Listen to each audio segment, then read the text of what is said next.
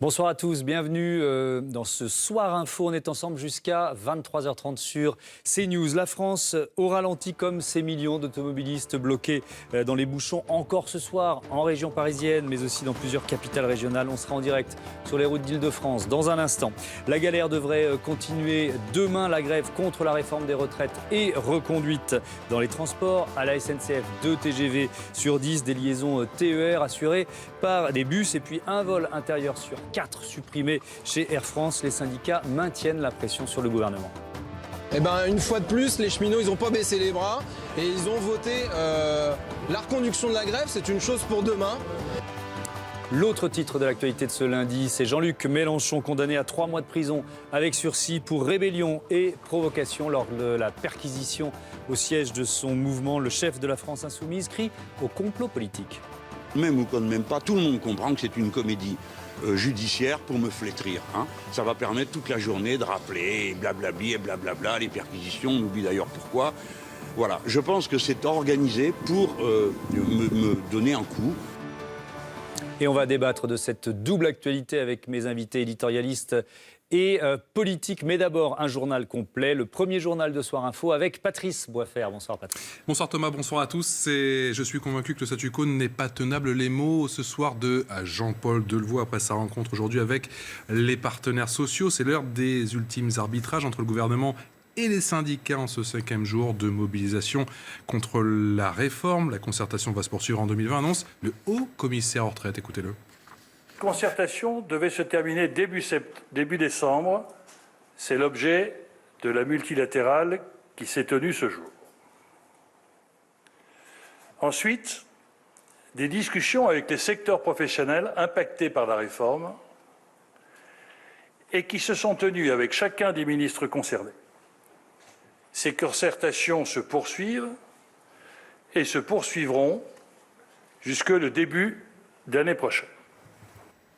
Alors, l'une des conséquences des blocages dans les transports, je vous parlais en titre du manque de TGV, de TER, de trains intercités, ce sont évidemment des embouteillages monstres. C'était le cas ce matin. Est-ce que ça a continué ce soir? On rejoint Johan Giametta d'Angelo qui est en moto et qui sillonne les routes d'Île-de-France pour CNews depuis ce matin. Johan, quelle est la situation? Où êtes-vous d'abord et quelle est la situation ce soir?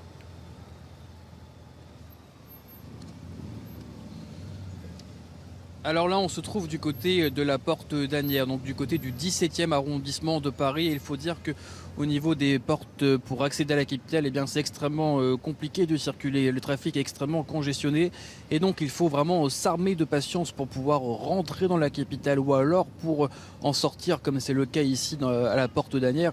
Mais c'est ce que nous avons constaté également dans les autres portes qui sont situées au niveau du boulevard périphérique qui fait tout le tour de Paris. Et pourtant, malgré ces images de trafic congestionné, il faut dire que la situation s'est quand même apaisée depuis tout à l'heure, lorsque nous avons quitté Boulogne-Billancourt aux alentours de 17h. Eh bien, le nombre de kilomètres de bouchons cumulés est dépassé les 400 kilomètres. Et à l'heure actuelle, à l'heure où je vous parle, eh bien, le nombre de bouchons cumulés, le nombre de kilomètres finalement s'est abaissé et se retrouve désormais en dessous de 50 km. Merci Johan Giametta d'Angelo en moto du côté de la porte d'Asnières pour CNews. Merci également à Olivier Gangloff qui vous accompagne. Et puis ce lundi, c'est un copier-coller de vendredi dernier. On privilégie la marche et encore la marche, mon cher Thomas. Mais oui, et dans les transports en commun, dans les rares métros, TER, RER qui fonctionnent, c'est, vous le voyez, la cohue aux heures de pointe. On retrouve Claire Sergent qui est gare Saint-Lazare. Avec une situation qui est apaisée, on peut le dire. Il est 21h et quelques minutes et donc on se projette déjà sur la nouvelle journée de galère qui se précise. Eh bien, une situation apaisée forcément parce qu'il n'y a presque plus de train au départ de la gare Saint-Lazare. Pour certaines lignes, il faut attendre demain dès 6h30 voire 7h pour espérer trouver un train, puisque à cette heure-ci, pour la plupart des lignes, il reste peut-être encore un train à pouvoir espérer prendre ce soir pour rentrer chez soi. Et demain, ce sera effectivement la même galère qu'aujourd'hui, avec à peu près 20% du trafic qui sera assuré dans les gares de Transilien.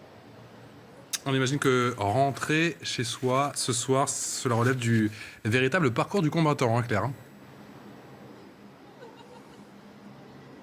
Oui, on en a vu même beaucoup opter pour le bus, mais c'était tout aussi compliqué et dire on va rentrer à pied. Certains ont pris des trottinettes, des vélos. Et puis comme vous avez pu le voir, vraiment, c'est l'agacement qui a dominé. On les a vus à Gare Saint-Lazare pendant les heures de pointe, essayer de courir, même traverser les voies pour prendre les quelques trains qui étaient disponibles. C'était un train sur 3 aux heures de pointe. Écoutez ces réactions d'utilisateurs des transports très en colère. On va 1 heure au lieu de 35 minutes, parce qu'il n'y a pas de direct, il n'y a rien du tout. On va dire qu'on a attendu 1 heure pour avoir un train qui va à peu près où on veut aller. Faut essayer de trouver des trains, quoi. Donc là, il y en a, mais il n'y en a pas beaucoup, donc faut prévoir, faut anticiper. À Mantes-la-Jolie, il n'y a aucun bus qui roule, donc c'est le bordel. J'arrive chez moi, après, il faut que je marche parce qu'il n'y a pas de bus. Voilà, donc compliqué, mais bon, c'est pas grave. Mais demain, ça sera pire, il paraît, donc on va prendre sur soi. Oui, donc on l'a vu, ça a été très compliqué ici, Gare Saint-Lazare, ce matin, ce soir. Et demain, ça risque malheureusement de ne pas s'améliorer. Merci pour toutes ces précisions. Claire Sergent avec Fabrice Elsner, Gare Saint-Lazare pour CNews. Alors, dans le métro parisien maintenant, c'est pas beaucoup mieux. La RATP prévoit de fortes perturbations. Demain, 10 lignes de métro fermées sur 16, 1 RER A sur 2, 1 RER B sur 3 en circulation, 50% des bus et des trams. Galère dans le métro parisien, galère également dans les aéroports. On découvre ensemble ces prévisions. Air France, regardez, annonce pour demain l'annulation de 25% de ses vols, un quart des vols annulés, un quart des vols intérieurs et 10% de ses vols moyens courriers. À Lyon, Bordeaux, Lille, Nantes, mais aussi à Paris, on reste mobilisé. Comme je dis, les syndicats souhaitent frapper un grand coup dans la capitale. Le rendez-vous est donné à 13h30. Effectivement, demain, aux Invalides, le cortège qui défilera jusqu'à la place d'Enfer Rochereau. Vous le découvrez en passant, regardez, par Montparnasse. La préfecture de police demande à tous les commerces, comme jeudi, sur le parcours, présent sur le parcours de la place, de fermer boutique. Une directive qui tombe bien mal, forcément, pour les commerçants cette période de fête. Écoutez. Ça nous choque un peu, puisque déjà, si c'est une obligation pour nous de fermer, on va fermer puisqu'on n'a pas le choix. Et puis surtout, on ne sait pas s'il y aura vraiment des casseurs à cette manifestation. On ne saura pas dans quelle mesure cette manifestation pourrait dégénérer ou pas. Entre les attentats, les gilets jaunes et les grèves, c'est une catastrophe pour le commerce. Mais vraiment, je pense qu'on va mettre tous les clés sous la porte. Voilà, cri d'alarme des commerçants qui sont sur le parcours de la manifestation prévue demain. Cette phrase aussi dans l'actualité, signée Jean-Luc Mélenchon, mieux vaut quelques jours de galère que des années de misère. Il parle évidemment de cette grève. Cette grève, effectivement, le leader de la France Insoumise, qui a été condamné dans la matinée à 3 mois de prison avec sursis pour rébellion et provocation lors d'une perquisition houleuse. Ça s'est passé, vous vous en souvenez, au siège de la France Insoumise en octobre 2018. Jean-Luc Mélenchon qui parle de procès politique. Écoutez-le. Je dénonce cette instrumentalisation politique de la justice, l'impunité totale de policiers menaçants, et je déplore que chacun de ces épisodes reçoive une attention complaisante qui permet de recycler des images flétrissantes contre moi, des accusations sans preuve qui sont répercutées. Et je rappelle à tout le monde que je ne sais toujours pas de quoi je suis accusé, et d'ailleurs je ne suis accusé de rien. Ma lutte, elle continue. Ils me reconnaissent rebelle officiel, ils me demandent 8 000 € pour ça. Bon, disons que c'est une condamnation qu'on peut porter comme une décoration. Et puis cette dernière information, alors que mes invités s'installent sur le plateau de Soir Info, la Ligue 1, et c'est une bonne nouvelle pour le groupe Canal qui possède CNews, la Ligue 1 restera sur Canal jusqu'en 2024. C'est Maxime Sada, le président du directoire du groupe, qui l'annonce. Canal va récupérer les droits de beIN Sport pour la période 2020-2024 et distribuera en exclusivité la chaîne franco-canadienne sur la même période. On parle là de 28 des 38 meilleures affiches de chaque saison. On écoute Maxime Sada.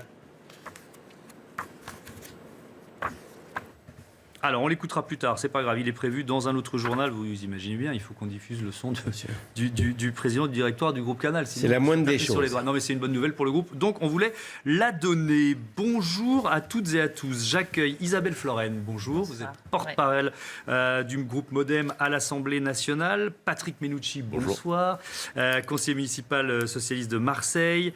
L'historien Jean Garrigue, bonsoir, bienvenue, et l'avocat Gilles William Goldnadel. On va ensemble débattre autour de la double actualité de ce jour. C'était les deux titres principaux. les grèves, la manifestation de demain et la mobilisation qui continue contre la réforme des retraites. Et puis, la condamnation de Jean-Luc Mélenchon. Je vous propose de commenter ensemble quelques images fortes de la journée. Et je commence avec cette scène qui symbolise finalement assez bien la journée de galère de millions de Français aujourd'hui. C'était ce matin, on est près de la gare du Nord, quand l'un des rares bus circulants fait son apparition. Regardez. Voilà, laissez les gens descendre pour les foncer. Maintenant, on est tous coincés. Qui va partir maintenant, hein? On dit les gens, l'arrêt, les gens sortent, Non, on va rentrer, les gens sortent. Maintenant, il n'y a pas de bus, la porte est cassée. Oui, dis ça Macron, les bus sont cassés. Donc voilà, le gouvernement finira cassé. Voilà, porte cassée sous la pression de la foule. Bon, c'est une scène qui peut sembler anecdotique, mais il y en a eu des dizaines un peu partout en France. Le sentiment que l'on a à la fin de cette journée, c'est que c'est vraiment aujourd'hui que les Français ont ressenti l'impact de la grève. Est-ce que vous avez, ce sera ma première question, le sentiment que l'enchaînement des jours de grève peut faire basculer l'opinion publique? Je commence avec vous, Isabelle Florennes. Oui, de toute façon, forcément. Enfin, moi, j'étais dans Paris aujourd'hui. Les gens à pied, bon, ça va un jour, ça va 2 jours. Ça commence à faire beau de coups pour un lundi. Voilà, il est temps qu'on puisse aboutir. Et c'est ce que je souhaite et c'est ce que nous espérons avec les déclarations du Premier ministre devant le CESE mercredi, d'arriver à une fin de conflit, à un accord qui, j'espère, satisfera les syndicats, les grévistes. Alors, il y a beaucoup de questions qui sont posées, mais je fais confiance au gouvernement pour y répondre. Je vous trouve un peu optimiste, et vous, Patrick Mennucci, parce que... Écoutez, moi, ce matin, j'ai marché 2 heures à Paris pour aller à la mairie du 18e, sous la pluie. Donc, je peux dire que j'ai vécu la grève, comme tous les citoyens. Bon, il y a effectivement, c'est difficile, mais je pense que la question, au fond, elle se résoudra si demain, le Premier ministre, le Président de la République, arrive à dire quelle société ils veulent. Parce qu'au fond, aujourd'hui, on est dans une double situation. Il y a une réforme dont assez peu de gens comprennent, au fond, où elle va. On sait qu'on est en attente d'explications. Ces explications vont arriver. Est-ce que mercredi, le Premier ministre va être en capacité, face aux évidences, de porter des réponses? Réponses aux enseignants, réponses aux femmes, réponses sur les régimes spéciaux. Est-ce qu'on va continuer à tout mêler? Parce qu'il me semble que ce qui se passe dans la grève, c'est-à-dire la mobilisation, elle sera très forte demain, c'est aussi beaucoup d'anxiété. Il n'y a pas que les organisations syndicales qui défendent un régime spécial. Ça, c'est le flou qui crée l'anxiété. Oui, je suis d'accord, c'est le flou. C'est l'anxiété, l'incertitude, cette espèce d'énigme. Quelle est cette réforme? Et si le gouvernement veut faire cesser la mobilisation, je pense qu'il ne peut le faire que par la clarté et par un certain nombre d'avancées, d'explications qu'il peut donner. Et moi, j'avoue que je suis toujours interrogatif. Pourquoi on a tout mêlé alors que vous pouvez faire les choses les unes après les autres? C'est ça. Oui, alors bon, après, c'est toujours facile de dire après ce qu'on aurait pu faire, ou mieux, ou pas bien. C'est sûr qu'on peut faire. Enfin, nous, on n'a rien fait. Donc, voilà. Je parle de moi. Parce que le Parti Socialiste, il a quand même fait une réforme, celle de Marisol Touraine, que vous avez détricotée, par exemple, sur l'affaire de la pénibilité. Bon, alors, voilà. Là-dessus, il y a plusieurs réponses, et notamment aux questions posées par un des syndicats qui souhaite la réforme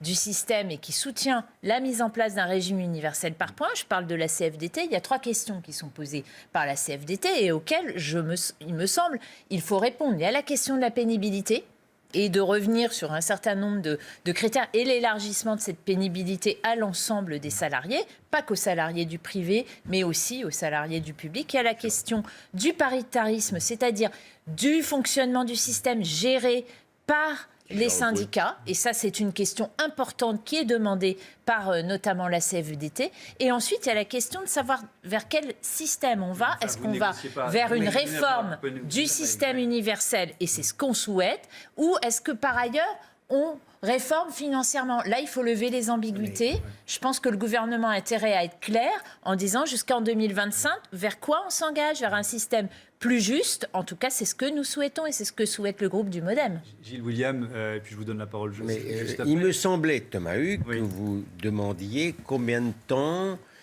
cette grève peut tenir et combien de temps, et si l'opinion ne va pas se lasser, plus directement. Donc, il me semble, moi, qu'il y a une sorte de manipulation de l'opinion, parce que certes, le problème de la retraite pose problème, même une retraite au contour incertain, et l'impopularité de ce gouvernement pose un problème. Mais également, il y a, je pense, une majorité assez nette qui se dessine dans ce cadre-là. Mais ça ne veut pas du tout dire que la grève des services publics est populaire.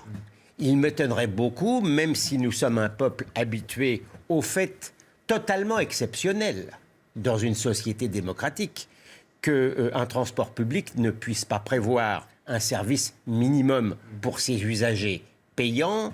Il me semble assez incroyable que les Français vont accepter encore longtemps d'être traités ainsi. Moi, je n'y crois pas du tout. Mais en faisant porter le chapeau de cette colère, de cet agacement... Il arrivera un moment... Syndicaliste ou plutôt au gouvernement? Il va, je pense, arriver un moment... Il va arriver un moment, je ne sais pas si c'est demain ou dans 5 jours ou dans 6 jours, mais M. Martinez serait bien inspiré d'y réfléchir, où les Français vont en avoir assez, d'autant plus qu'on apprend quand même qu'il y a une certaine intimidation des non-grévistes. Alors, les gens qui s'abstiennent de faire la grève, ils ne le font pas toujours forcément spontanément. Je vais donner la parole à Jean Garrigue, mais on va regarder une autre image forte de cette journée. Ça illustre exactement ce que vous venez de dire. Il s'agit d'un machiniste de la RATP qui est non-gréviste. Voilà comment il est traité par ses collègues. Voilà comment ça se passe à Charlebourg.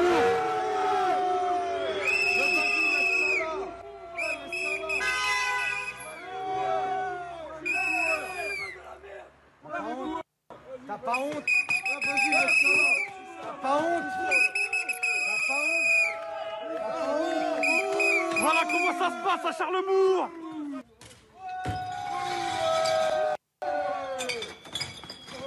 Allez, nettoie. Nettoie, chien. Allez. On va boxer. Oh, ta gueule, va dans le tramway, toi. Voilà, vas-y,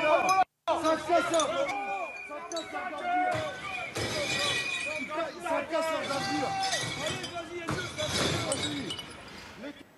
Voilà, on est sur l'une des lignes. C'est terrible cette image. Tramway parisien. Cette image, Jean Garrigue. Elle est juste scandaleuse. Le droit au travail, ça existe aussi. Le droit de grève et le droit au travail. Il faut quand même noter que dans ce mouvement de grève, il y a une surreprésentation de représentants de certains services publics, entreprises publiques et même fonctions publiques qui ne sont pas forcément le reflet de toute la société française. Moi, ce que j'observe, c'est que cette réforme, elle est souhaitée par une majorité de Français, mais qu'une majorité de Français ne font pas confiance au gouvernement pour la mener. Ça rejoint d'ailleurs ce qui a été dit aujourd'hui par les inspirateurs de cette réforme, des économistes comme Philippe Aghion et Antoine Boziou et les autres, qui disent, sur le fond, c'est une réforme qui, à notre sens, est une réforme égalitaire, solidaire, hein, et c'est ce qu'elle est dans l'esprit, il ne faut pas se le dissimuler, elle est comme ça, mais malheureusement, il s'est passé quelque chose d'assez simple, au fond, dans le processus de mise en œuvre de cette réforme. C'est qu'à partir de ce projet de système universel par points, sont venus s'agréger à cette réforme systémique ce qu'on appelle des éléments de réforme paramétrique, c'est-à-dire des comptes, le verrou de Bercy, tout simplement. Il s'est passé aussi les gilets jaunes. Hein. Il s'est passé aussi, tout à fait. Les gilets jaunes, l'incertitude de la part du gouvernement, elle vient de ce que se confrontent au sein du gouvernement, et je dirais presque entre Matignon et l'Élysée, deux lignes qui sont différentes. Il ne faut pas se le dissimuler. Mais oui, bien sûr, puisqu'on l'a vu. Et que d'un côté, on prône une réforme systémique, et de l'autre côté, il y a d'autres éléments qui sont venus. Et comme on n'a pas suffisamment écouté le seul syndicat qui puisse être un véritable interlocuteur, car les autres mènent une stratégie de réhabilitation, de revanche d'ailleurs sur les Gilets jaunes, puisque ce n'est pas du tout les mêmes catégories sociales qui sont en branle. On n'a pas suffisamment écouté la CFDT, et on se retrouve aujourd'hui, au fond, dans une situation où il y a une sorte de bras de fer. On essaye d'examiner un peu ce que va être la durée, la survie de ce mouvement social. Et puis, ce qu'on va faire, c'est qu'on va commencer à écouter véritablement ce qui était demandé, y compris, je le répète, par les économistes qui ont créé véritablement ce système. Mais comment on peut se retrouver à un tel niveau d'enlisement alors que il y a 18 mois de discussion, de concertation, c'était pas des négociations, de concertation autour de Jean-Paul Delevoye avec tous les représentants. C'est bien parce qu'il y a eu 18 mois. Je pense que c'est à Mme Florennes qu'il faut le demander. Non, parce que, écoutez, moi je suis stupéfait. Je suis un peu comme tous les observateurs, cette affaire-là. Il y avait une organisation syndicale qui s'appelle la CFTT. Jean-Garrigue vient d'en parler. Elle est clairement l'inspiratrice de la question, et pas depuis Macron, depuis très longtemps, de la question de notre système qui s'appuie effectivement sur les points avec une gestion paritaire de la valeur du point, parce qu'il faut bien comprendre que ça aussi c'est un problème qu'on va avoir devant nous.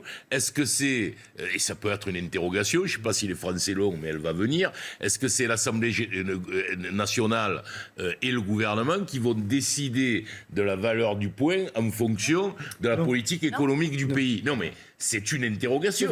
C'est une interrogation.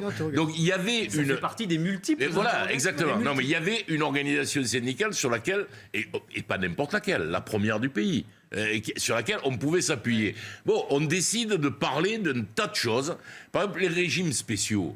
Mais moi, j'ai discuté hier avec un garçon de la CGT, de la SNCF, qui n'est pas dans le système actuel parce qu'il a été embauché il y a 2 ans. Bon, il dit que c'est des choses qui se font. Voilà, il y a des gens qui sont là depuis très longtemps et qui ont un système, et puis d'autres qui sont là, que pour lui, c'était pas le problème majeur. Mais on aurait pu quand même réguler la question de ces systèmes-là en disant, on va les supprimer sur 15 ans, en entonnoir, en ciseaux, comme vous voulez, avec des compensations. Mais c'est pas la peine de tout mettre ensemble pour...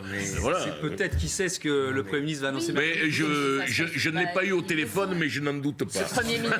On va se projeter dans la suite. Je vous propose d'abord, on va marquer une petite pause, mais je vous propose d'écouter une réaction. C'était ce matin sur France 2. C'est le secrétaire d'État chargé des Transports, Jean-Baptiste Djebbari, qui est au cœur du réacteur. C'est un joli baptême du feu pour celui qui est rentré au gouvernement il y a quelques mois. Et il accuse l'opposition de pratiquer la désinformation sur cette réforme des retraites. On écoute Jean-Baptiste Djebbari et on se retrouve juste après. Je crois qu'ils n'ont pas besoin de l'opposition. Il y a eu quand même beaucoup de désinformation et de manipulation, notamment de la part des oppositions politiques. Et je crois que c'est très bien que mercredi, nous puissions faire absolument la clarté sur ce qu'est la réforme des retraites, et les Français jugeront sur pièce. C'est une semaine décisive pour le gouvernement et pour le président de la République. En attendant les clarifications du Premier ministre mercredi sur l'architecture globale de cette réforme des retraites. Il y aura demain 2 nouvelles manifestations et certainement une nouvelle journée de galère pour des millions de Français. On en débat avec Isabelle Florennes, porte-parole du groupe Modem à l'Assemblée, Patrick Menucci, conseiller municipal socialiste de Marseille, et toujours à mes côtés, Jean Garrigue, historien, et Gilles William Goldnadel, avocat. Je vous propose ce chiffre, 17% de grévistes à la SNCF ce matin. Alors c'est beaucoup moins que jeudi dernier, mais en fait c'est pas le chiffre important. Ceux qu'il faut regarder, ce sont ces chiffres. 77% de conducteurs, 58% de contrôleurs, près de 22% des aiguilleurs. En fait, il suffit que les contrôleurs restent fortement mobilisés pour que le trafic reste bloqué. Ça repose la question d'un trafic, d'un service minimum. Gilles William, comment c'est possible qu'on n'y arrive pas dans ce pays, que ça n'existe toujours pas? Mais parce que la règle de droit n'est pas respectée et parce que personne n'ose la faire respecter. Un seul exemple. Il y a 1 mois à peine, le gouvernement et la SNCF considéraient que le droit de retrait avait été violé, on allait voir ce qu'on allait voir judiciairement, etc. Et on n'a rien vu du tout, parce qu'on a peur. De la même manière, on nous dit c'est le droit de grève. C'est vrai que le droit de grève est constitutionnellement garanti, mais avec des limites qui devraient être Les limites, ce sont le service minimum. Je me permets de rappeler que le droit du travail, le droit au travail, le droit de ne pas grève et la liberté d'aller et venir, ce sont également des droits qui ne devraient pas être violés tous les matins, comme ça va être encore demain matin, mardi. Donc, il y a un véritable scandale démocratique, mais le plus scandaleux, paraît-il, il est sur le plan psychologique. C'est que les Français sont un peuple habitué à ce scandale et d'une certaine manière, alors qu'ils sont censés être frondeurs, et on le voit quand même parce qu'ils sont difficilement gouvernables, sur ce chapitre-là, ils sont, à mon avis, un peu résignés. Oui, je sais pas, ça, j'entends ce que vous dites, mais je suis pas sûr qu'on soit dans la même situation que 1995, où effectivement il y a eu un stoïcisme surprenant de la part des Français pendant des semaines de grève. Là, on est dans une société qui est plus fracturée, qui est plus violente quand même. Moi, j'ai pas entendu beaucoup pester contre l'absence de service minimum. C'est difficile de tirer une conclusion, parce qu'effectivement, je pense qu'on n'est plus du tout dans la même situation qu'en 1995. Ne serait-ce que parce que je rappelle qu'en 1995, le mouvement se fait en réaction à un projet de loi connu qui est discuté au Parlement, ce qui va venir dans 3 mois. Mais ça, pour ce qui est de la réaction du corps social par rapport au mouvement de grève, on est dans une société effectivement beaucoup plus fragmentée où le sentiment du commun, que ce soit d'ailleurs partisan ou syndical ou social, est beaucoup moins fort qu'en 1995. Donc est-ce que les Français qui se sentiront moins concernés par la réforme, qui auront le sentiment de ne pas y perdre, comme pour l'instant, c'est le sentiment général. Tout le monde se dit, je vais y perdre. Pour peu que les explications données par le pouvoir, on l'espère pour eux en tout cas, soient un peu plus claires et montrent qu'il y a une possibilité pour que finalement il y ait des gagnants dans cette réforme, je pense que la capacité de faire survivre ce mouvement social sera moins grande qu'elle ne l'était en 1995. Alors, on peut jamais prévoir, parce que en même temps, ce que nous ont montré les Gilets jaunes, c'est qu'on était dans une période de brutalisation du dialogue social, où les étincelles peuvent à tout moment faire surgir des explosions, et que là aussi, ce qui était un peu plus prévisible en 1995 l'est beaucoup moins aujourd'hui. Donc on a ces deux phénomènes qui sont, à mon avis, contradictoires. Je veux dire que d'un côté, moins de possibilités de convergence des luttes, contrairement à ce qu'on nous dit, ce qu'on nous vend. Moi, je n'ai pas vu véritablement de convergence des luttes, mais en même temps, plus de capacité à disruptivité sociale. Donc, qu'est-ce qui peut sortir de tout ça ? La question, à mon sens, reste un peu ouverte. Ouais, c'est plus classique, facile à gérer pour un gouvernement, ce conflit-là, que la crise des Gilets jaunes, Isabelle Florennes. Ah oui, oui, on verra. Moi, je souhaite. Je le souhaite. Ce sont des schémas, qu'on a déjà connus, que d'autres gouvernements ont déjà dû affronter. Les interlocuteurs sont connus. Chacun dans son rôle. Je veux dire, les interlocuteurs sont connus. Il y a des syndicats. On l'a bien vu lors des manifestations. Elles se sont déroulées quand même relativement bien, à quelques exceptions près, encadrées avec... si. Oui, non, mais enfin... Non, mais je viens à tout ce que vous avez dit. Mais on est quand même dans une société où... C'est tout ce que je vous dis. Il y a une expression, elle s'est manifestée, il y a un dialogue à établir, il y a eu des discussions. Quand vous dites oui, on se concerte, on se concerte pas pour rien. On arrive à un rapport. Effectivement, en juillet, depuis juillet, il y a eu du temps qui est passé. Je suis bien d'accord qu'on aurait mérité à avoir des choses un petit peu plus claires. Elles vont arriver, mais on a déjà des éléments. On a déjà des éléments de garantie, notamment sur l'équilibre du système et notamment sur des gens qui vont, et des carrières, enfin en tout cas des professions, qui vont gagner. Parlez-en aux agriculteurs, ils sont quand même très nettement favorables à ce régime qui va leur donner une vraie retraite qu'ils n'ont pas actuellement. Donc aux indépendants, aux femmes, aux carrières hachées. Donc ils savent très bien, parce qu'on les a fait ces réunions avec elles, parce que Jean-Paul Delevoye et un certain nombre d'ambassadeurs de retraite sont allés sur le terrain expliquer ce qui était favorable pour un certain nombre de personnes. Il reste la question des enseignants, sur lequel le ministre de l'Éducation nationale a commencé à répondre. Il faut une revalorisation. C'est un terme. Pas seulement les primes, les rémunérations. Une façon d'admettre la réforme. Non, mais il y a une question sur la rémunération des enseignants réelle. Mais Mme Florennes nous dit il y a des gagnants. Oui, il y a des gagnants. Non, mais d'accord, j'entends ce que vous dites. Mais ce qu'il faudrait maintenant, c'est que les gagnants s'expriment. Moi, vous me dites que les agriculteurs sont contents de la réforme. J'attends une déclaration de la FNSEA. C'est-à-dire que les responsables syndicaux des agriculteurs viennent et disent non mais très honnêtement ça aiderait à la compréhension du système, mais je n'y crois pas.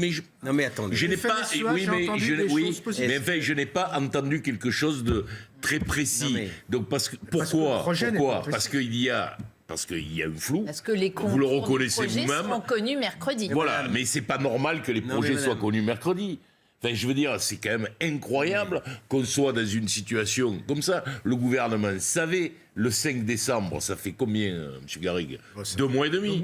2 mois et demi que c'était fixé. Donc on a l'impression qu'il n'y a pas eu d'anticipation. On aurait pu, avant quand même, faire la conférence de presse et expliquer aux gens voilà ce qui se serait passé. On entendait Jean-Baptiste Djebbari qui disait qu'il y avait une désinformation de la part de l'opposition. Oui, mais enfin, la désinformation, c'est d'abord à l'intérieur. Non, mais les simulateurs de l'éducation nationale. Oui, mais qui c'est pas les partis politiques qui font les simulateurs. Ah, je parle pas des partis politiques. Oui, mais qui c'est l'opposition? Je parle d'un certain nombre de personnes. Non, mais l'opposition, c'est qui?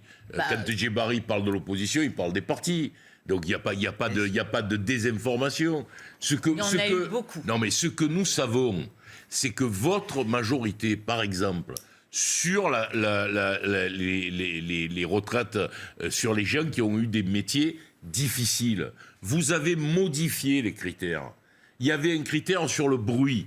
Vous l'avez levé. Ce qui fait que le gars qui est au marteau-piqueur, il y a plus droit. C'était une réforme Touraine. C'était pas quelque chose, c'était pas la révolution des soviets. C'était une réforme Touraine. Pourquoi ça a été levé? Aujourd'hui, on revient pour expliquer que peut-être on va le remettre. On va voir. Non, mais écoutez, moi, je n'en suis pas sûr. Non, mais ce que je veux dire... Et vous êtes d'accord que le bruit, c'est quand même quelque chose de... Je n'aime pas beaucoup le bruit. Et voilà, les gars qui travaillent avec... Je vous confirme ne pas aimer beaucoup le bruit. Quoique de temps en temps, j'en fasse un peu trop moi-même. Ceci posé... On est un peu sur un plateau de télé. Voilà, ceci posé fermement. Permettez-moi de vous dire, avec tout le respect que je vous dois, et c'est pas une formule creuse, vous êtes une femme de rigueur, je vous trouve un peu dans la pensée magique de pouvoir prévoir ce qui va être demain ou après-demain. Nous ne vivons pas, c'est ce que je veux vous dire ce soir, nous ne vivons pas dans un monde rationnel avec des partenaires bienveillants. Il est hors de question dans l'esprit, par exemple, de M. Martinez, de ne pas faire mettre le président de la République les deux épaules sur le sol. Il n'est pas question qu'il ait une demi-victoire seulement. Nous sommes en face également d'un gouvernement très maladroit et surtout assez impopulaire. Et enfin, c'est très éruptif et la violence, ça s'est bien passé samedi, ça peut très mal se passer jeudi. Donc, tout peut arriver, y compris le pire. Un mot de réponse d'Isabelle Florennes là-dessus, et puis après on va passer au second thème et on va parler de Jean-Luc Mélenchon. Le pire n'est jamais sûr aussi. Je suis d'accord avec vous sur le caractère irruptif du climat actuel. Complètement d'accord. Que on ne part pas dans les conditions optimales. Est-ce qu'il y en a déjà eu en France pour mener ce type de réforme? On a bien vu qu'un certain nombre de gouvernements y ont, et vous le disiez, ce qu'il avait fait dans les premiers mois. Beaucoup y ont renoncé et n'ont fait que des ajustements. En revanche, les Français, ils savent quand même une chose, et on le voit dans les enquêtes, c'est que le système actuel, ils n'y croient plus. Oui.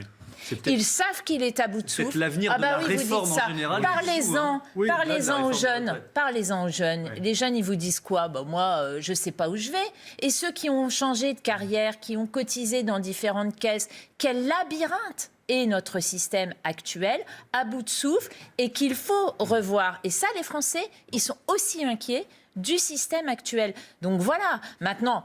Il est évident qu'il ne faut pas que la situation perdure de blocage, parce qu'elle est effectivement très déstabilisante. Et on voit que dans un climat, non mais on l'a connu, le climat, on le connaît, maintenant c'est des syndicats, mais on l'a connu avec les Gilets jaunes, on voit bien que la société française est toujours durablement fracturée. Oui.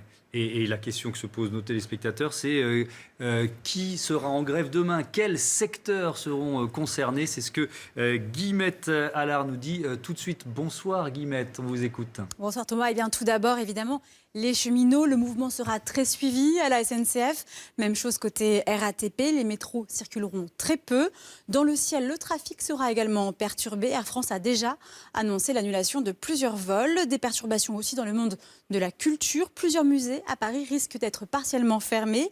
Le mouvement social affecte aussi les artistes et les techniciens de l'Opéra Bastille, l'Opéra Garnier ou encore de la Comédie Française. Chez les enseignants, l'intersyndicale promet une forte mobilisation. À Créteil, une 50aine d'écoles devraient être fermées. En revanche, elles seront moins d'une dizaine à Paris. À l'hôpital, les syndicats d'internes appellent à une grève illimitée à partir de demain. 27 000 jeunes médecins sont potentiellement concernés. Enfin, préparez-vous, car dans les professions médicales, le mouvement risque de s'étendre. Le principal syndicat des médecins généralistes libéraux appelle les médecins à fermer leur cabinet le samedi matin à partir du 14 décembre. Idem dans le secteur du transport routier et logistique. 4 syndicats appellent à faire grève le 16 décembre. Merci Guillemette pour toutes ces précisions. Effectivement, si les transporteurs routiers s'y mettent lundi prochain, bon courage. On va être encore dans un niveau de blocage supplémentaire. Mais alors eux, c'est pas sur la réforme des retraites, c'est pour réclamer de meilleures conditions de travail et de salaire. Voilà pour ce dossier social. On va maintenant évoquer le cas de Jean-Luc Mélenchon. Le leader de la France Insoumise a été condamné à 3 mois de prison avec sursis pour rébellion et provocation. Vous vous en souvenez, c'était lors de la perquisition au siège de son mouvement en octobre 2018. Il crie au complot politique. Je dénonce cette instrumentalisation politique de la justice, l'impunité totale de policiers menaçants, et je déplore que chacun de ces épisodes reçoive une attention complaisante qui permet de recycler des images flétrissantes contre moi, des accusations sans preuve qui sont répercutées. Et je rappelle à tout le monde que je ne sais toujours pas de quoi je suis accusé. Et d'ailleurs, je ne suis accusé de rien. La lutte, elle continue. Ils me reconnaissent rebelle officiel. Ils me demandent 8 000 € pour ça. Bon, disons que c'est une condamnation qu'on peut porter comme une décoration. Question simple, Jean-Luc Mélenchon est-il victime d'un complot politique? Patrick Menucci. Bon, moi, je suis toujours un peu gêné de parler de Jean-Luc Mélenchon, parce que je suis une personne ignorante qui m'a battu aux élections législatives. Mais bon, ça ne vous oblige pas d'en dire du bien. Non, ça ne m'oblige pas d'en dire du bien, mais c'est, voilà, je le précise avant de dire quelque chose, je pense que c'est plus juste pour ceux qui nous écoutent. Moi, je suis toujours stupéfait de l'explication du complot politique. Voilà, s'il y a une chose qui existe dans ce pays, c'est qu'il y a une justice qui fonctionne, qui est indépendante. Bon, on peut ici, peut-être, ou là, un jour, trouver quelque chose. Mais fait, globalement, même sur les dossiers politiques, il n'y a pas des dossiers qu'on accélère. Écoutez, je pense notamment que depuis que le parquet national financier a été créé, il me semble que les choses se passent de façon tout à fait... Non, mais ça, après... mais là, on n'est pas d'ailleurs dans une affaire de financement politique pour l'instant. Ça va venir.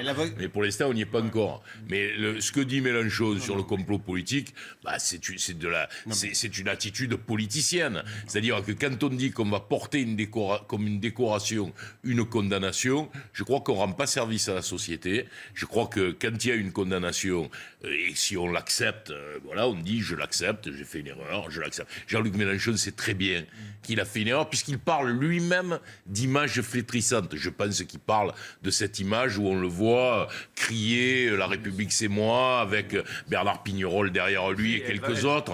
Voilà, donc voilà, c'est malheureux. Mais bon. Allez, un mot. Écoutez, on a parfaitement le droit de ne pas avoir une conception très angélique de la justice française contemporaine lorsqu'elle se mêle de politique.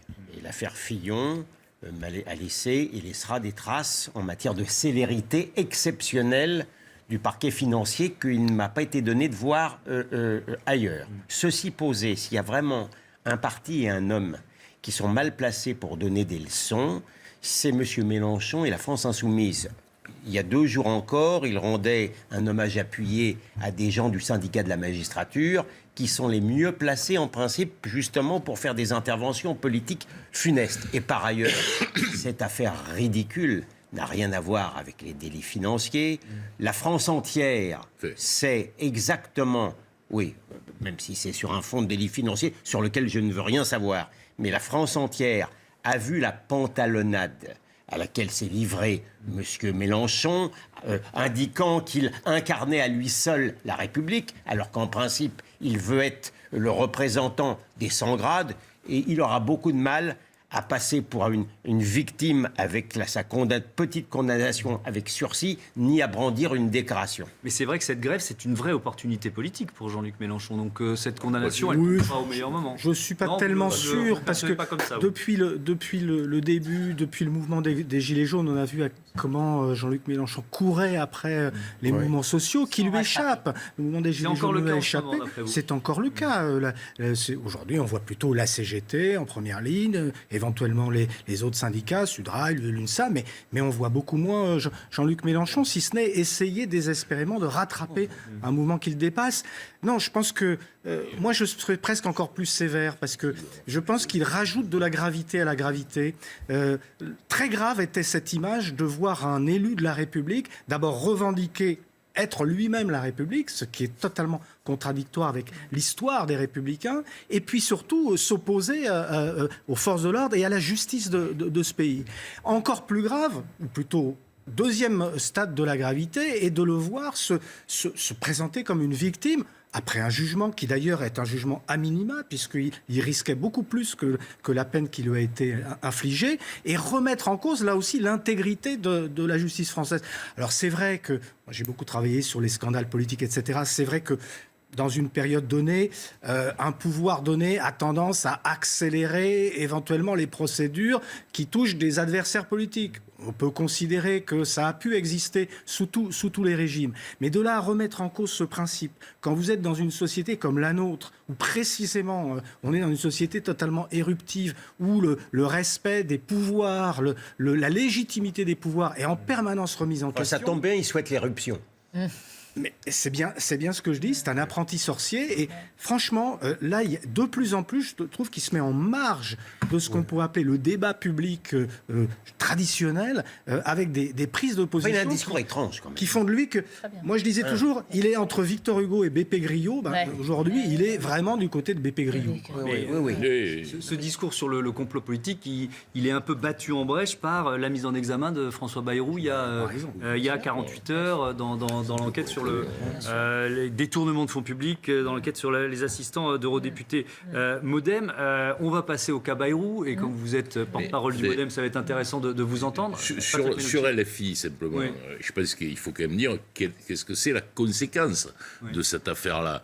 La conséquence, c'est un jugement, effectivement, à minima, mais c'est surtout un effondrement électoral. C'est-à-dire que c'est ça la conséquence. La conséquence, c'est pas... Donc, parce que vous parliez, est-ce qu'il peut profiter... Un désaveu. Mais bien sûr, par les yeux. Parce que non seulement il ne... À cause de ce qui s'est passé ce jour-là. Mais je pense qu'il y avait un problème déjà. Je pense qu'il y avait déjà un problème, mais je pense que les images terribles, et donc Mélenchon dit lui-même flétrissantes, mais il ne peut pas quand même dire que c'est flétrissant, vu que c'est lui l'acteur de cette affaire-là. Le score des européennes. À partir de là, il y avait déjà des problématiques. Je pense qu'il y a beaucoup de choses qui sont liées notamment à l'influence des islamo-gauchistes à l'intérieur de LFI, du fait qu'il n'y a pas une ligne claire sur la question, notamment de la laïcité. Mélenchon, que je connais depuis fort longtemps, a toujours exprimé une farouche défense des principes républicains et de la laïcité. Et le voilà qu'il condamne un de ses amis, M. Peña-Ruiz, parce qu'il dit qu'on a le droit de dire qu'on n'est pas d'accord avec une pratique de la religion. Donc on est là dans un moment où je pense que LFI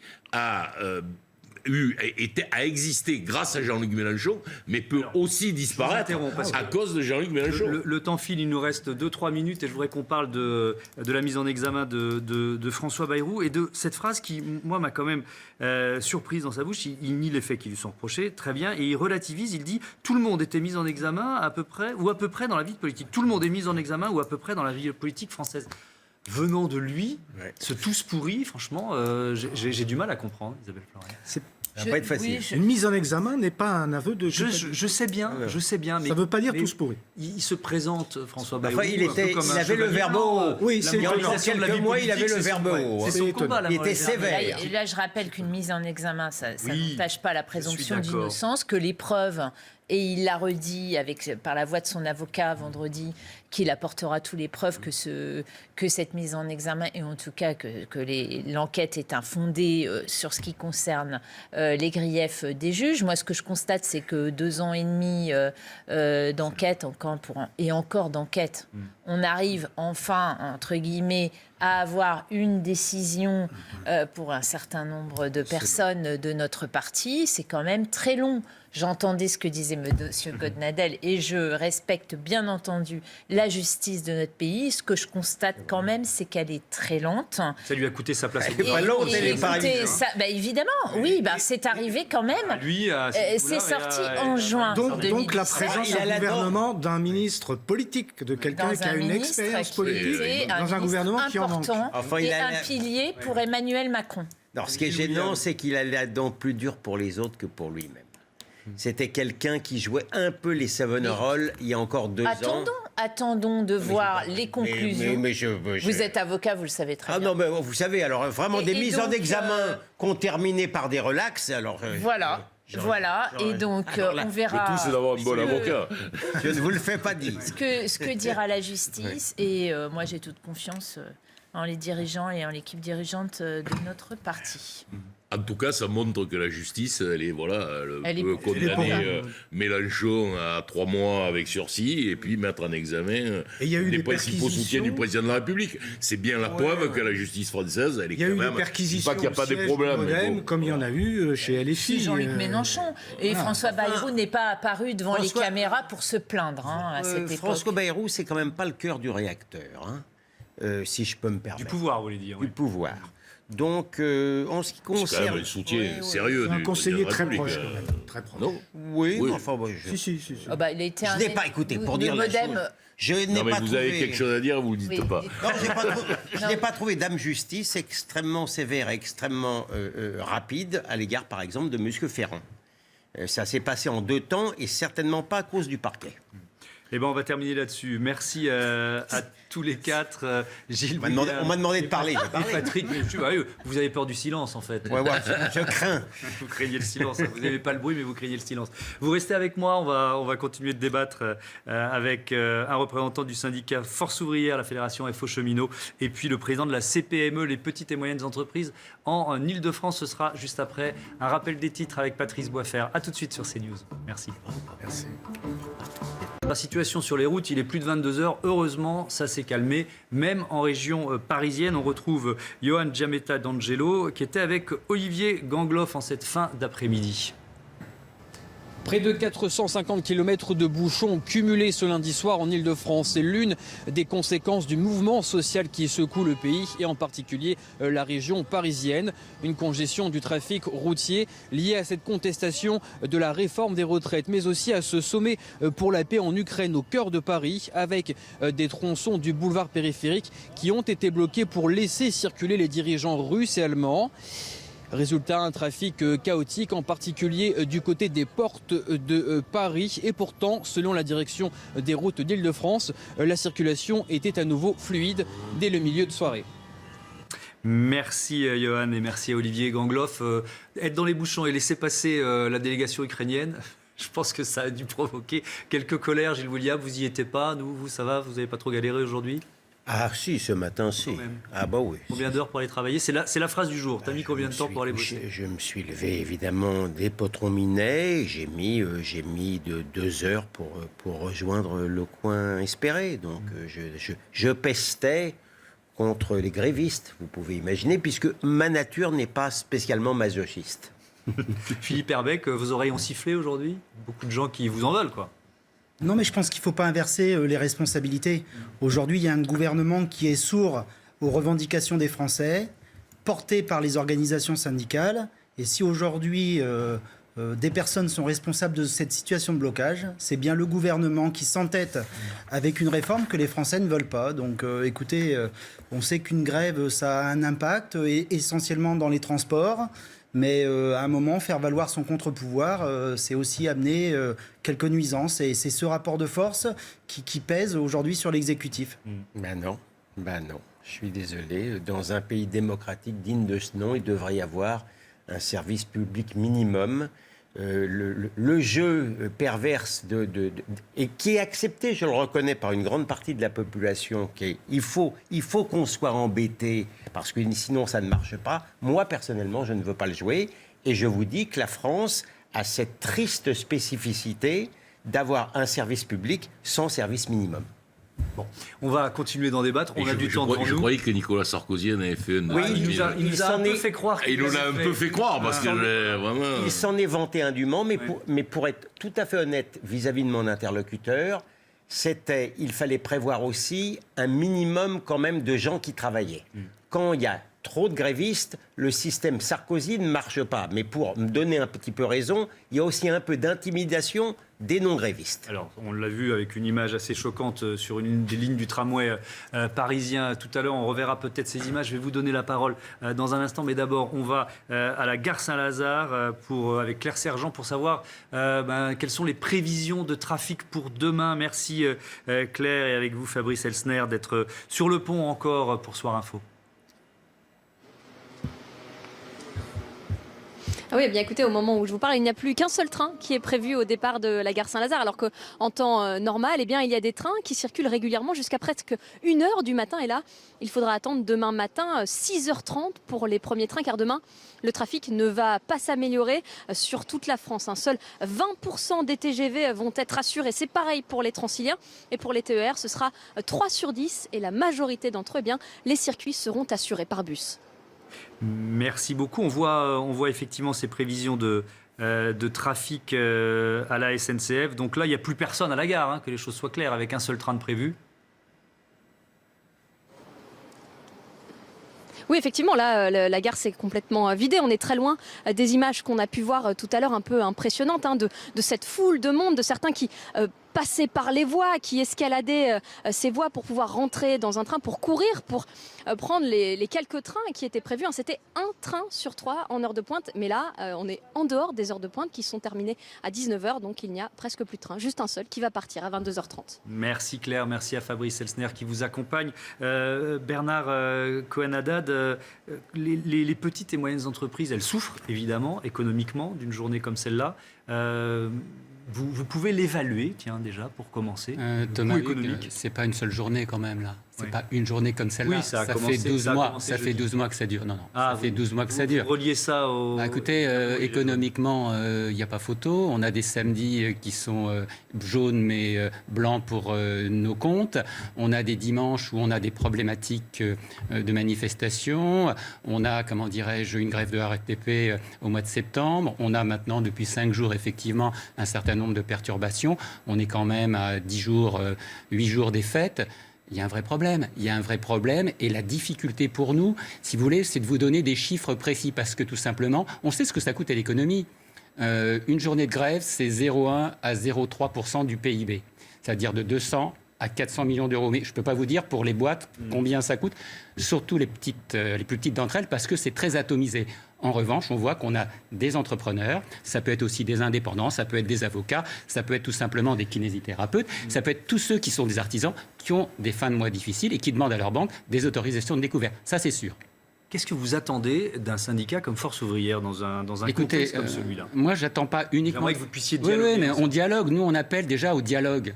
Parce qu'on voit bien qu'il y a une volonté d'une réforme qui est assez compliquée, quoi qu'on dise. On voit bien aussi que nous, les petits commerçants ou les artisans, à la fin d'un temps d'année, on aura 700, 800, voire 1000 euros de retraite. Au mieux, on a déjà vécu des périodes RSI difficiles. Je crois qu'il faut dire les choses. Nous, ce qu'on demande, c'est un peu de solidarité et qu'on pense en tous les cas, à cette trêve qu'on avait il n'y a pas si longtemps, ce qu'on appelait la trêve de Noël, où on pouvait au moins, en tous les cas, faire une parenthèse pour que chacun fasse son business. Je le dis sincèrement, vous savez, pour beaucoup d'entreprises, le mois de Noël, c'est 50% du chiffre d'affaires. Ne l'oublions pas. Et déjà, on est à moins 30% sur le chiffre d'affaires annuel. C'est catastrophique. On ne pourra pas continuer. On n'est pas dans la martyrologie. On est simplement dans le réalisme. C'est compliqué. Aidez-nous en tous les cas, comprenez qu'on n'est pas des grands groupes, je le dis sincèrement, les yeux dans les yeux, comprenez qu'on n'a pas forcément non plus une épargne exceptionnelle et qu'on bosse déjà du lundi au dimanche et que c'est pas facile. Philippe Hervé. Écoutez, je vais réagir. Moi, je pense que les propos que vous tenez aux organisations syndicales, aujourd'hui, vous devriez les porter auprès de l'exécutif. Je vais me répéter, le blocage d'aujourd'hui... Vous niez votre part de responsabilité. Effectivement, pour avancer dans une discussion, il faut être plusieurs. Il faut un gouvernement, il faut un patronat et il faut des syndicats. Donc, est-ce que vous faites votre part du chemin? Vous voyez ce que je veux dire? La grève est un droit constitutionnel. Oui, d'accord. Mais quand un représentant de PME vous dit on est exsangue... Non, mais attends. Le choix du calendrier... C'est une nouvelle fois le gouvernement. Il sait depuis 2 mois qu'il y aura une grève reconductible à partir du 5 décembre. Depuis le 5 décembre, il n'y a que des cafouillages de la part de l'exécutif avec des annonces, des contre-annonces. Aujourd'hui, il y avait une soi-disant grande réunion pour essayer de rassurer les organisations syndicales du projet qui sera éventuellement présenté par M. Édouard Philippe mercredi. Et qu'est-ce qu'il ressort de la discussion aujourd'hui? Même les médias, même les journalistes, même les observateurs disent une réunion pour rien. Pas d'annonce, à l'exception de valoriser une plateforme digitale qui aurait permis à 250 000 concitoyens de se connecter pour aller voir les enjeux de la réforme. Franchement, ça fait moins de 1% de la population en activité qui s'est connectée à cette plateforme digitale. Et M. Delevoye en était fier. Patrick Melouchi, il peut y avoir qu'un dialogue de sourds là? Non, mais moi je comprends ce que dit M. Cohen-Haddad. On entend ce que disent les entreprises, mais il faut aussi quand même constater que Philippe Verbeek a raison sur un point. Je ne dis pas que je suis d'accord avec tout ce qu'il dit, mais enfin, il y a quand même une chose qu'on répète d'ailleurs ici les uns et les autres depuis plusieurs jours, c'est qu'on a une réforme qui est incompréhensible, non pas parce qu'elle est parce qu'elle ne pourrait pas être expliquée, parce qu'elle a été présentée, elle n'a d'ailleurs jamais été présentée, puisqu'on nous explique qu'elle va être présentée mercredi. Et que de notre côté, on a mêlé la question du système universel par points, sans préciser la parité. Est-ce que le point va être géré par les organisations syndicales, patronales, ou est-ce que ça va être géré par l'Assemblée nationale? Et puis, on a mis les régimes spéciaux dessus, comme ça on est bien certain qu'effectivement les régimes spéciaux qui sont généralement les plus actifs, RATP, SNCF, et qui vont creuser un problème. Donc la question aujourd'hui... C'est pas possible d'avoir une réforme ambitieuse. Mais je pense que c'est possible d'avoir une réforme ambitieuse, mais je pense que pour ça, il fallait d'abord ne pas mettre les organisations syndicales à 10 mètres, comme on dit au rugby, pendant 2 ans, pour s'apercevoir qu'à un moment, il vaut mieux discuter avec les organisations syndicales qui ont des principes, plutôt qu'avec des gens qui veulent mettre le feu dans la rue. Voilà. Et je veux dire, on en est là. Et ceux qui payent, effectivement... on a entendu les commerçants notamment. Alors, mais il n'y a pas que. Il y a tous ceux qui ont marché aujourd'hui. Et puis il y a tous les salariés qui sont inquiets. Je vous interromps. On va continuer de débattre. Je vous montre une image d'abord. On va prendre des nouvelles de la météo. Parce que comme vous allez être nombreux, on va être nombreux demain à prendre le vélo, la trottinette ou simplement nos pattes. Trottinette, je vous conseille pas. Non, mais bon, c'est dangereux. Ou nos pattes pour aller travailler. On va regarder la météo dans un instant. Mais d'abord, une image qu'on va commenter juste après. Cette image, c'est l'image d'un machiniste de la RATP.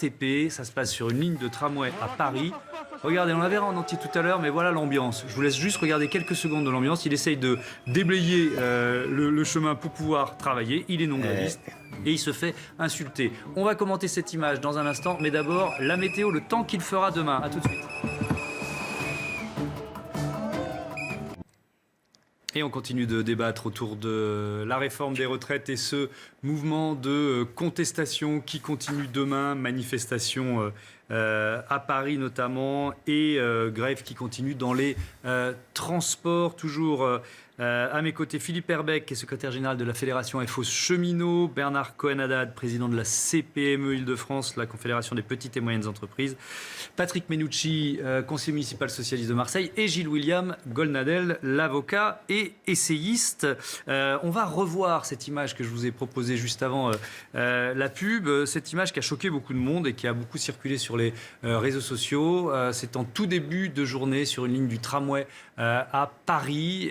C'est un non-gréviste qui est conspué par d'autres traminots. Regardez cette image. Voilà comment ça se passe à Charlesbourg.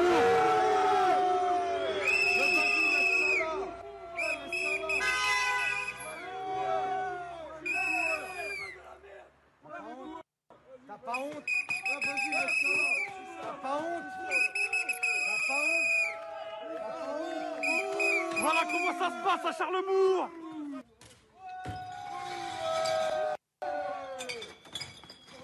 Allez, nettoie. Nettoie, chien. Allez. On va boxer. Oh, ta gueule, va dans le tramway, toi. Voilà, vas-y.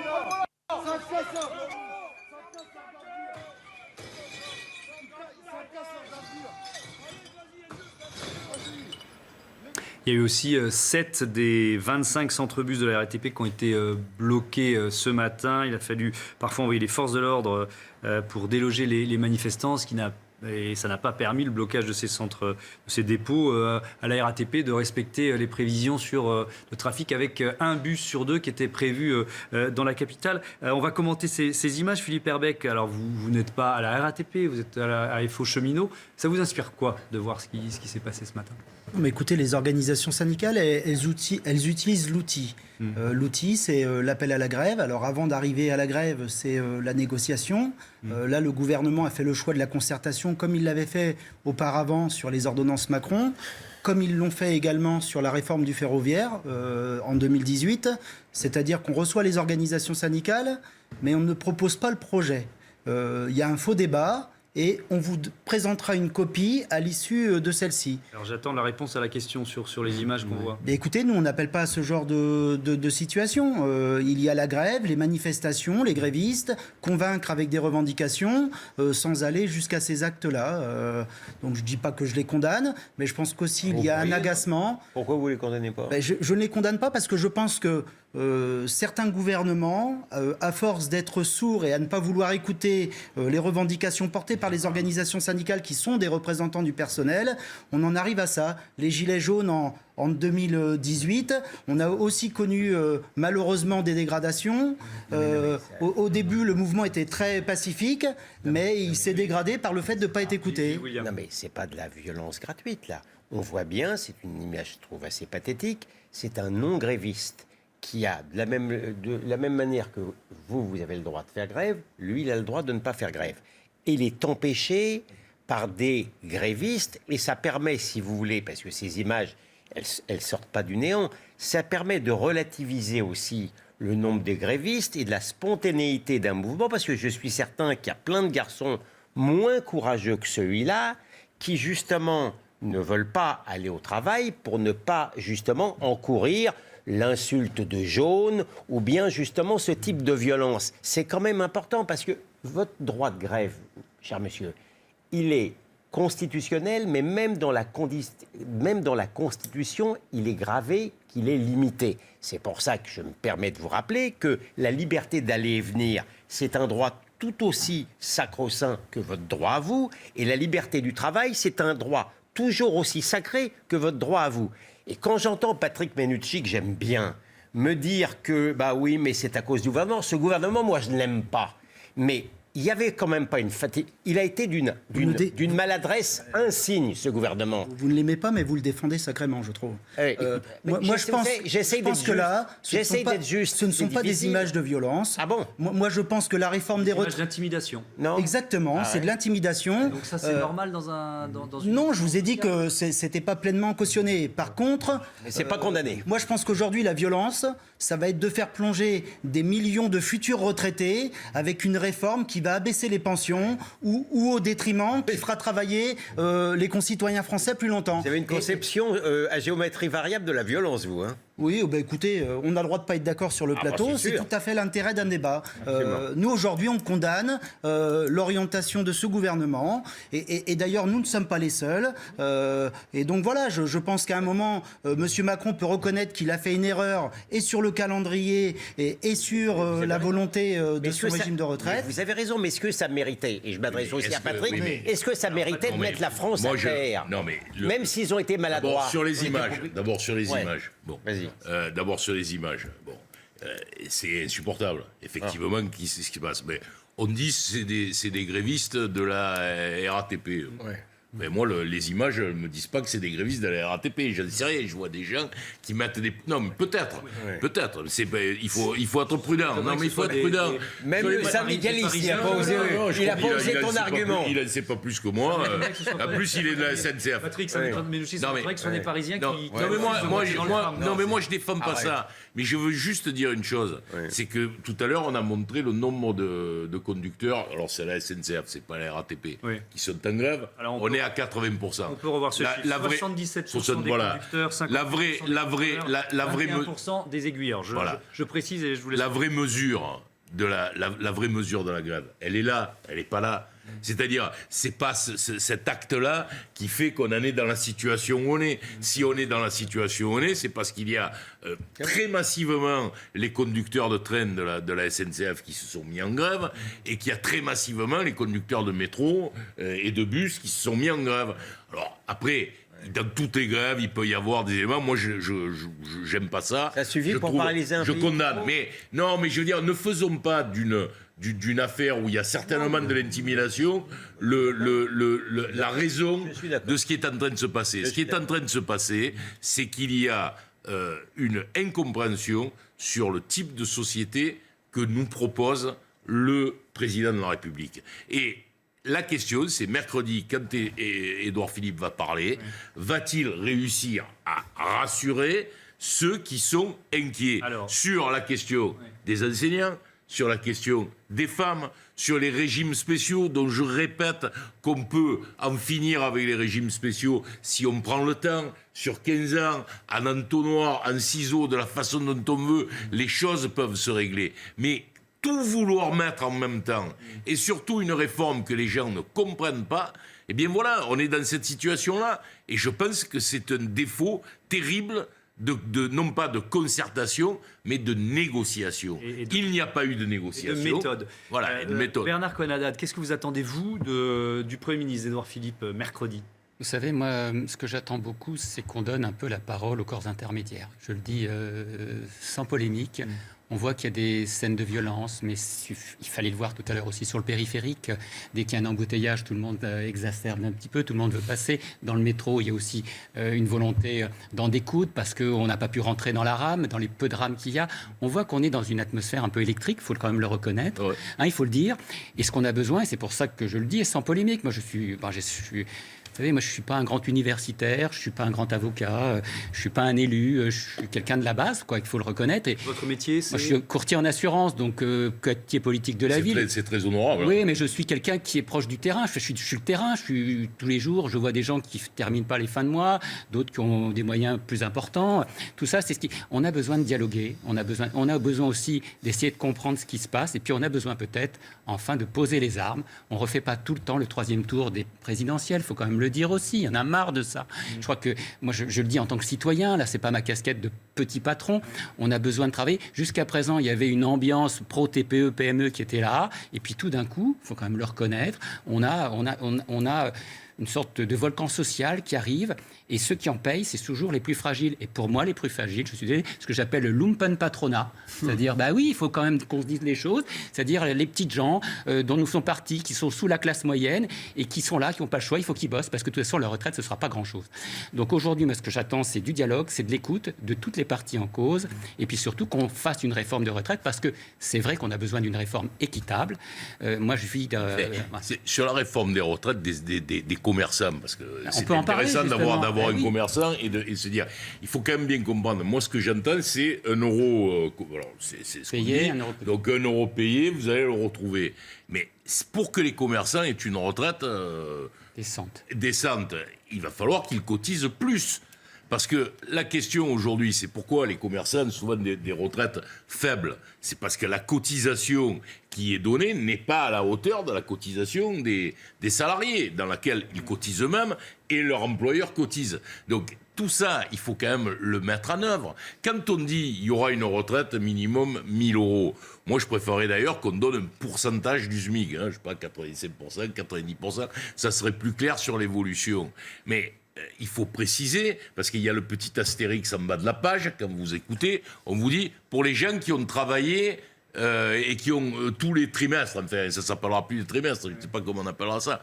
Mais ça, excusez-moi, mais ça existe déjà, c'est le minimum vieillesse. Alors, ce n'est pas une retraite, c'est du social. Mais au fond, ce qu'on peut reprocher quand même massivement à ce gouvernement, et c'est pour ça qu'on en est là, c'est quand même qu'il y a une méthode qui est incroyable. Je veux dire, même Alain Juppé, il n'avait pas fait ça. On était à l'Assemblée nationale quand les jeunes se sont mis en grève. Il y avait un débat, il y avait un texte, tout le monde pouvait lire le texte, dire non, je ne suis pas d'accord. Là, aujourd'hui, on ne peut même pas dire, tiens, je ne suis pas d'accord. Parce que si ça se trouve, moi, je peux être d'accord, mais je ne connais pas le texte.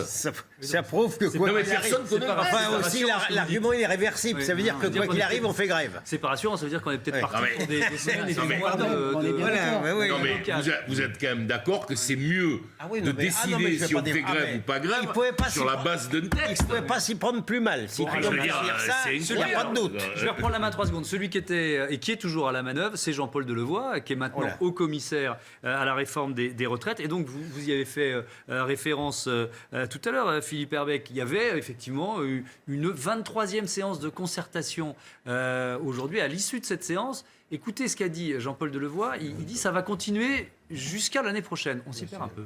La concertation devait se terminer début décembre.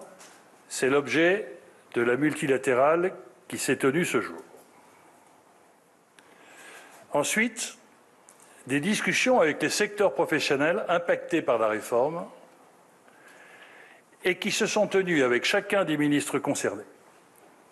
Ces concertations se poursuivent et se poursuivront jusque le début d'année prochaine.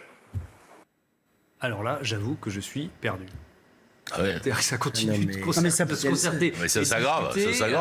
Alors que le Premier ministre doit annoncer ce qui se passe. Je comprends. C'est pour ça que je veux réagir au propos de tout à l'heure. On cible un peu les organisations syndicales, un peu fauteuses de troubles dans la période des fêtes de Noël. Sauf que le calendrier, il n'appartient pas aux organisations syndicales. C'est ce gouvernement... Vous pourriez respecter une trêve. Là, il y a une demande de trêve. Attendez, donc pas. Et pourquoi on ferait la trêve Je veux dire, le gouvernement déroule. C'est lui qui est responsable du calendrier. Tout à l'heure, vous avez parlé, il y avait le rapport. Oui, on a connu une réforme en 2018 sur le ferroviaire. Janvier, présentation du rapport Spinetta. Quelle a été la loi Nouveau Pacte Ferroviaire qui amènera demain à la privatisation de la SNCF au 1er janvier 2020 ? Eh bien, le copier-coller du rapport Spinetta. Donc aujourd'hui, les organisations syndicales ne sont pas idiotes. Elles savent que, sans contestation, c'est le rapport Delevoye qui serait transformé en loi. Et c'est pour ça qu'aujourd'hui... Plusieurs organisations syndicales. Après, puisque Patrick Mennucci le disait, il va y avoir une loi qui doit être votée. Donc ça veut dire qu'il y en a pour dans un 6 mois. calendrier de. Vous allez quoi ? Vous n'allez pas pouvoir tenir une grève aussi longue. De toute façon, ça coûte cher de te faire grève. 6 mois, c'est peut-être excessif, non ? Non, mais je suis là. On n'a jamais dit. Depuis le départ, on dit grève massive pour bloquer l'économie et en gros faire réagir le gouvernement. Donc mais il y a une part de... Pardon, je vous interromps. Il y a une petite voie de négociation où votre seul mot d'ordre, c'est retirer le projet. Mais attendez, vous avez vu la voie de négociation proposée par le gouvernement ? C'est on fait un régime universel et on commence à dire qu'on va mettre des clauses particulières là où il y a la fronde sociale. Donc finalement, on recrée des sous-régimes à ce qui devait être une régime universel, soi-disant plus égalitaire. Donc vous partez à zéro, là. Oui, exactement. De toute façon, donc moi, je suis responsable de la Fédération FO des cheminots. Si vous écoutez mon camarade Yves Verrier, interprofessionnel, mandaté par l'ensemble des structures de l'organisation syndicale, c'est retrait du projet Macron-Delevoye, parce que Force ouvrière, c'est clair, pas de réforme universelle par points. On peut rediscuter du système par répartition, effectivement faire des aménagements pour les petites pensions, les agriculteurs, les femmes, tirer vers le haut ce niveau social. Allonger l'âge de la retraite. Sans réformer. Écoutez, chacun ses responsabilités, monsieur. Je vous dis, nous, aujourd'hui, notre grève, elle n'est pas impopulaire. Elle n'est pas impopulaire parce que les Français ont compris qu'ils étaient concernés par cette réforme. On parlera dans 2 jours. On verra dans la Bien sûr, par le blocage. Mais merci écoutez. à tous d'avoir débattu vivement, mais en s'écoutant. C'est ce qu'on essaye de faire dans cette émission. Merci. On se retrouve dans un court instant pour un journal complet, le grand journal de Soir Info, en une demi-heure. Les images, les témoignages, les moments forts de l'actualité de ce lundi.